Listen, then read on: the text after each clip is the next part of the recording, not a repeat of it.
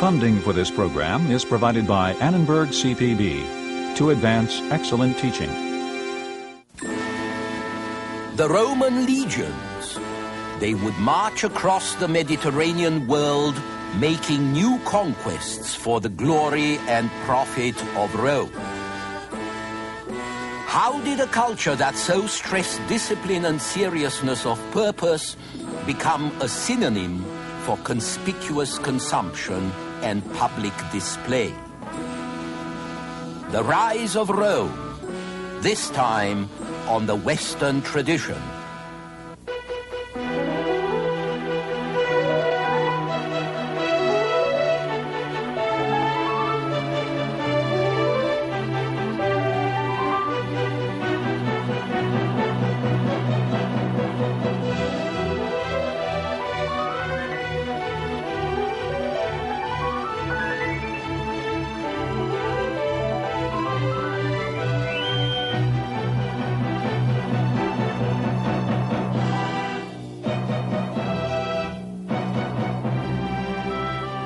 And now UCLA professor Eugen Weber's continuing journey through the history of Western civilization. At the beginning of the 5th century BC, when the Greeks were busy throwing back the Persians, a small, barely civilized city-state to the west of Greece was fighting for its life.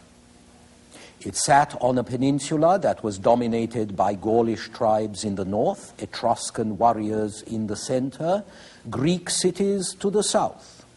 But within 200 years, this insignificant city called Rome grew up to become master of all Italy and was on the verge of conquering the entire Mediterranean world. It would prove so successful that its myth would endure for 2,000 years, even into our own century. In 800 AD, Charlemagne had himself crowned Roman emperor centuries after Rome's empire had collapsed. In 1804, Napoleon had himself crowned in the same tradition, and he called his heir the King of Rome. Even the Russian Tsars, like Peter here, claimed to rule from the Third Rome, better known as Moscow. And in this century, in Rome itself, the Italian dictator Benito Mussolini would name his system of government fascism, after the emblem of authority of ancient Roman magistrates. This extraordinary myth began, as most myths do, in a rather modest way. Rome, like so many other ancient centers, was blessed by geography. The city lay on a fertile plain that could support a relatively dense population with its grain, vegetables, and fruit. Rome also had the advantage of straddling the Tiber River just 15 miles from the sea, where boats could still come upriver. At this point there was first a ford, then a bridge, and across it ran the main north-south road and all the trade that came with it. The bridge was so important to the Romans that it was considered sacred, and the official charged with its upkeep was sacred as well. He was called the Pontifex, and his title lives on in the title of the Roman Catholic Pope, the Pontiff. So Rome began as a market town and a farming community. This is a sign from a greengrocer's shop whose owner likely shared his neighbor's tough-minded, practical, conservative outlook. The virtues the Romans admired were all related to discipline and self-discipline. They believed in pietas, respect for established authority and tradition. They believed in fides, being true to your responsibilities.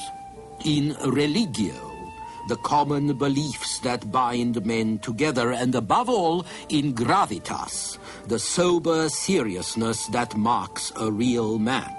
Even the word virtue means manliness. Early Roman society was also strictly patriarchal. A Middle Eastern Greek, Dionysius of Halicarnassus, explained it. The lawgiver of the Romans gave virtually full power to the father over his son, even during his whole life, whether he thought proper to imprison him, to scourge him, to put him in chains and keep him at work in the fields, or put him to death.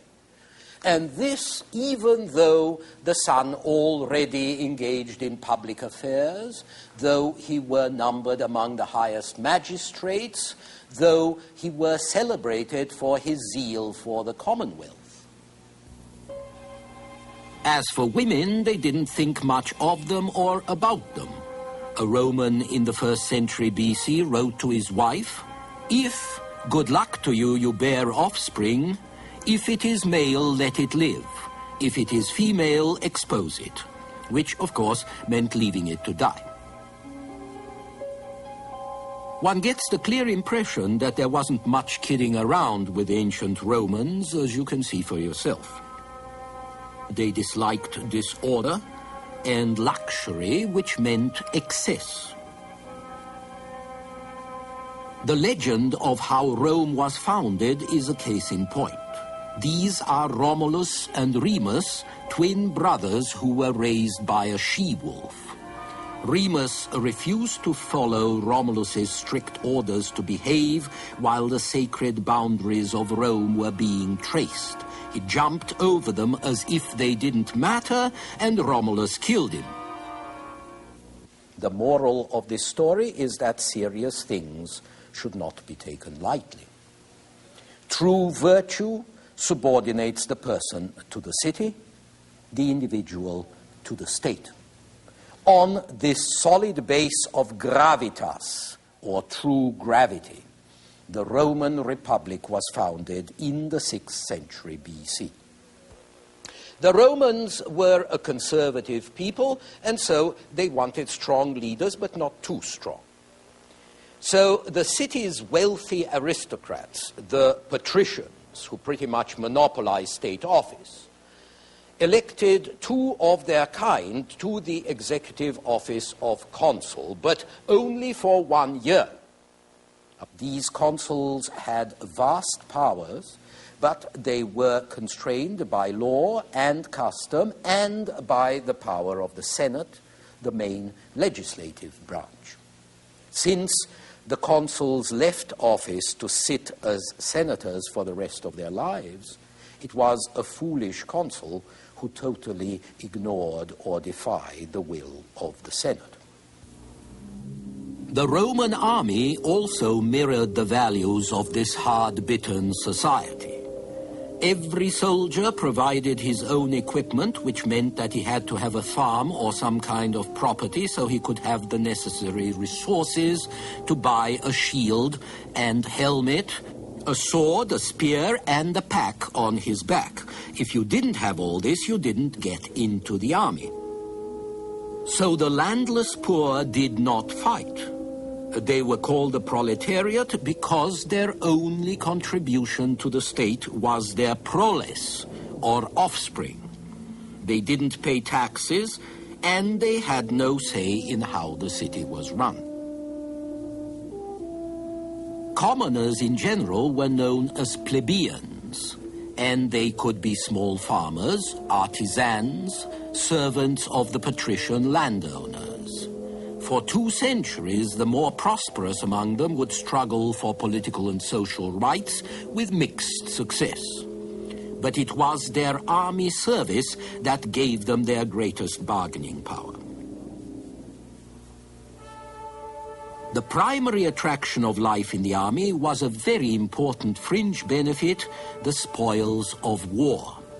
And the potential for these spoils was going to increase dramatically after a war in the 4th century BC with the Samnites a people who lived in the mountains to the southeast of Rome. At the beginning of the war with the Samnites, the Roman army fought like this in the phalanx, a tight formation without much room to maneuver. But then they switched to smaller self-contained units of 120 men called maniples. 3 maniples made a cohort of 360 men, and 10 cohorts made a legion. These smaller units could operate in a checkerboard pattern that allowed for a lot of flexibility. But they also made greater demands on the individual soldier, and they could be perfected only by strict training and discipline. So these Roman infantry were invariably better trained than their opponents.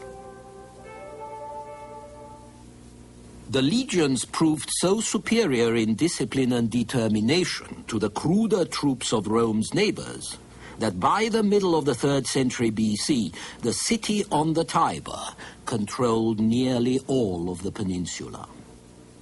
It was then that the Romans did something that turned their military advantage into an even greater political advantage.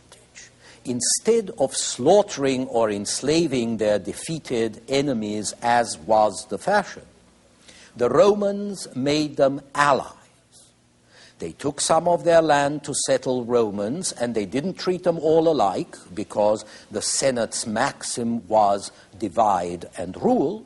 But on the whole, each conquered Italian state was allowed to run its own affairs. All that Rome asked was control of the state's foreign policy and military aid in time of war. It was an extremely liberal arrangement for those days, and it was eventually followed by the extension of Roman citizenship throughout the rest of Italy. So Rome gained the attachment of neighboring states in a way that no Greek city ever managed. These attachments were then cemented by building first-class roads which provided concrete bonds, quite literally, where ideological bonds might not have sufficed. Examples of Roman skill in civil engineering are everywhere you look in Italy today. This is an ancient sewer.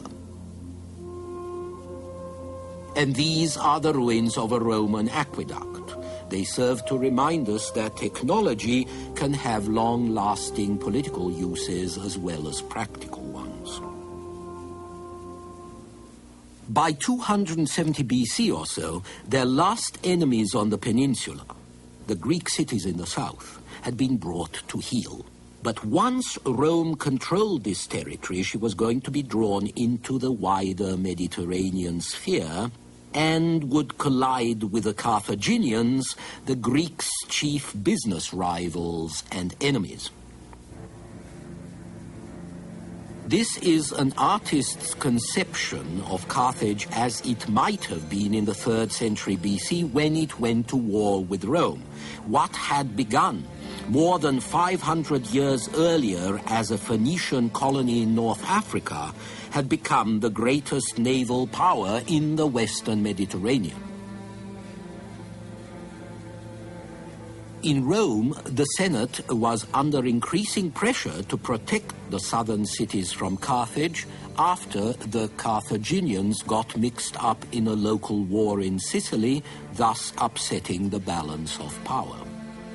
The Senate was reluctant, but then it gave in to popular demand in 264 BC, and the first of 3 Punic Wars began, Punic meaning Phoenician. The wars with Carthage would do 2 very important things to Rome. First, in order to beat a naval power, Rome had to become one, which it did.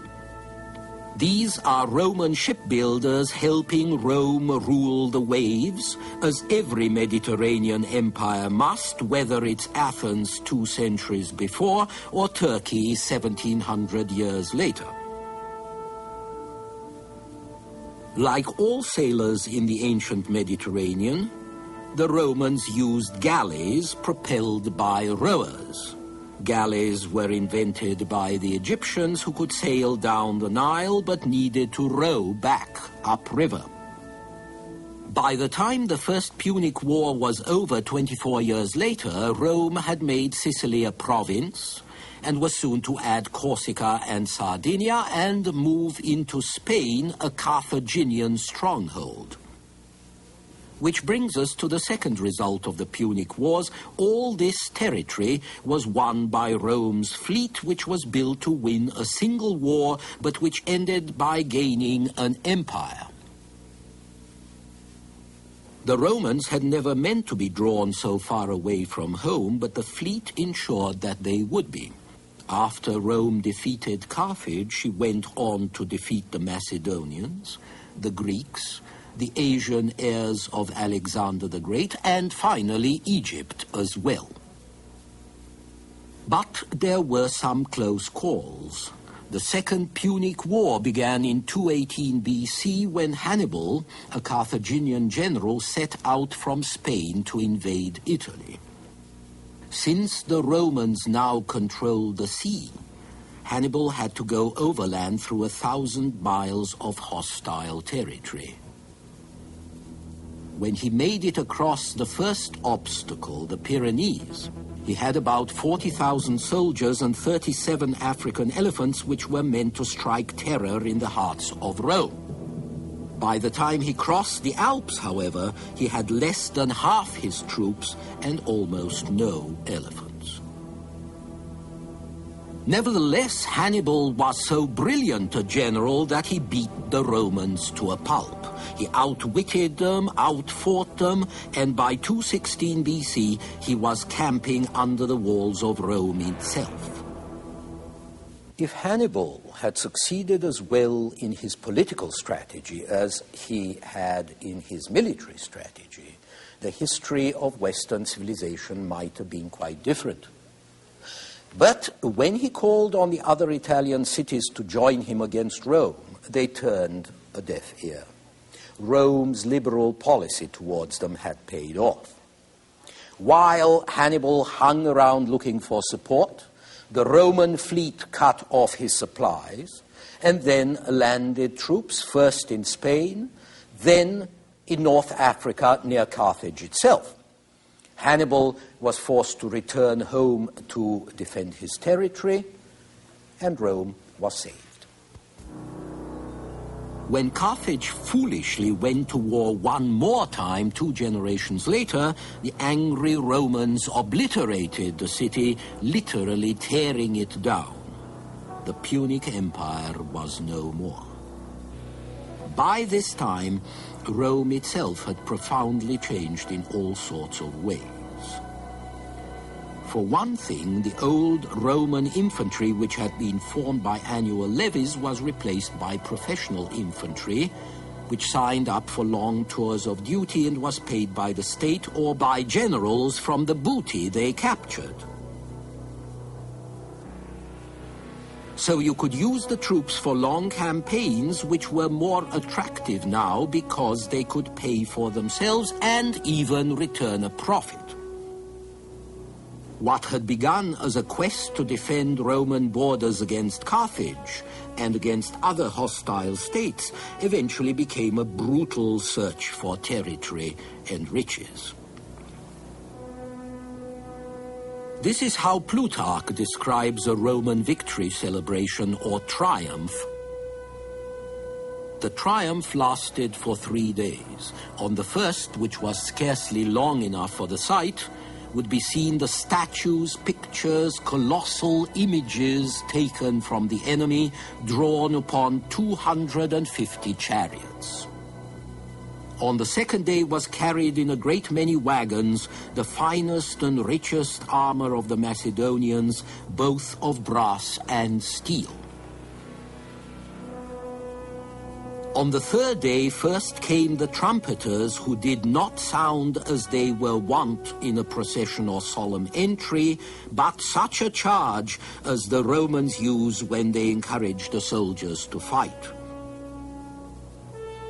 followed by young men wearing frocks with ornamented borders, who led to the sacrifice 120 stalled oxen. The more enemies to defeat, of course, the more jobs for soldiers and for the patricians and their hangers-on as well, who would be sent out to govern and tax and squeeze the provinces. This became the basis of Roman foreign policy, a very different spirit from the sensible federal approach they had followed in Italy itself. The spreading empire had other effects. It brought Rome into close contact with more sophisticated cultures. It suggested new tastes, new fashions, new luxuries unknown to the sober, frugal, older generations. The loot of a dozen regions was now flowing into Rome, and young gentlemen were learning to admire beautiful things and to collect them and to talk about them, while old gentlemen deplored the decadence this represented. Display and conspicuous consumption and luxus at its worst.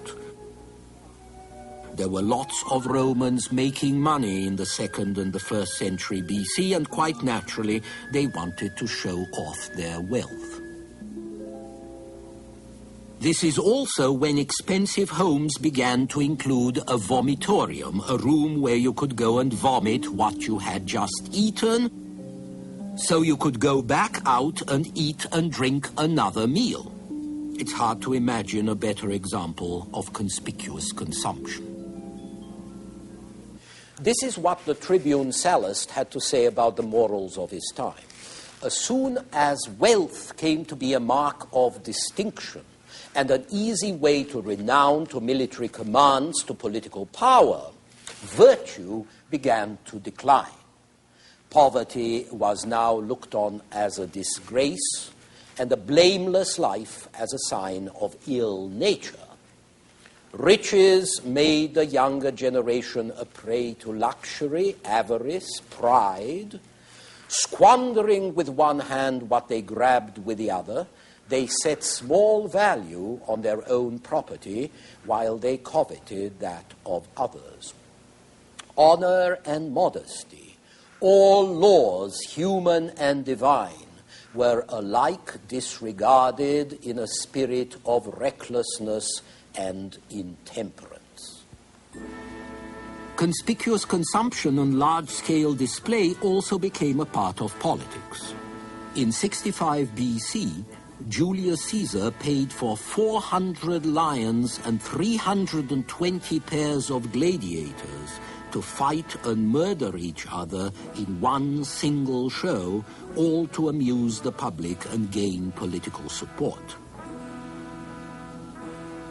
And along this main road, the famous Appian Way, you could see 6,000 crosses, each with its own crucified rebel slave. This new interest in public display also affected art. Honorific statues, portraits, historical paintings, political advertising of all kinds were everywhere.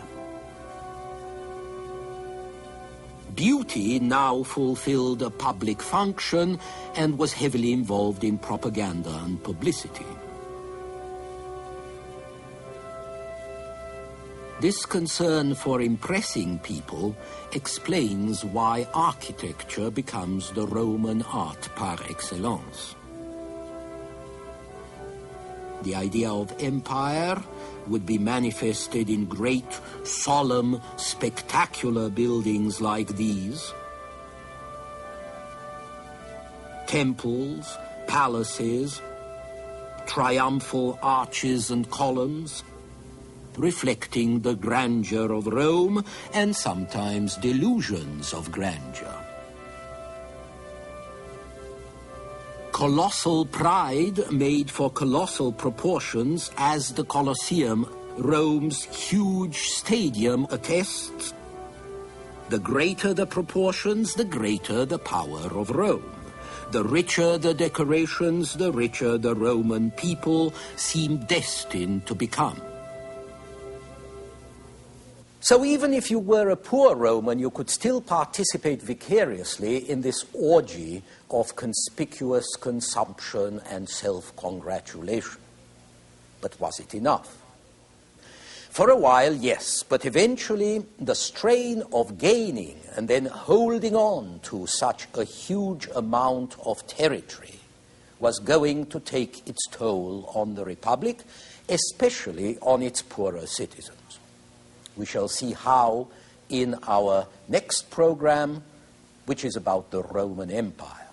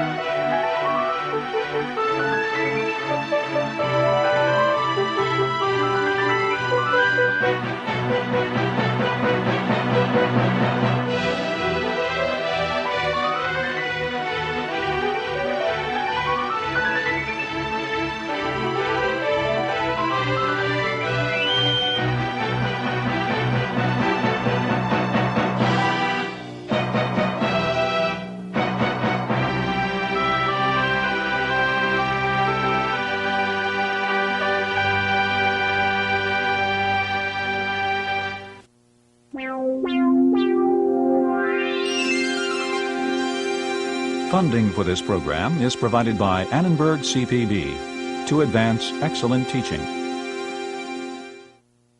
For information about this and other Annenberg CPB programs, call 1-800-LEARNER and visit us at www.learner.org.